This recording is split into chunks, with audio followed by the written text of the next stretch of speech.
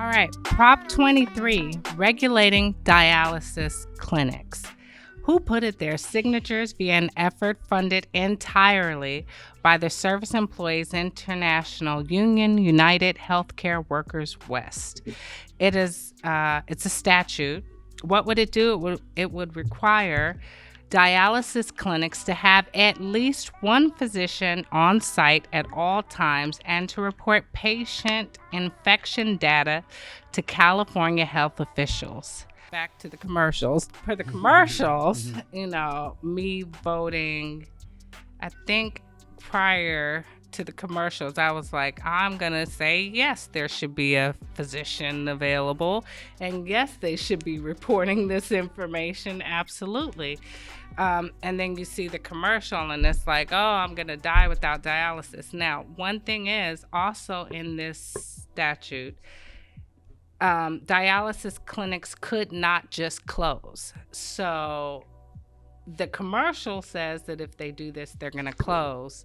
However, part of this is that they could not just close. More about what happens and I don't have a ton of experience. I don't have anybody I know who's on dialysis, but just from what information that I've heard is that the people working in the dialysis centers aren't nurses and they're not doctors apparently.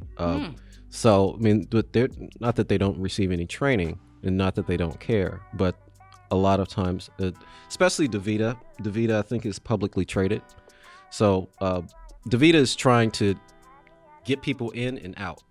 Their bottom line is the bottom line and not healthcare.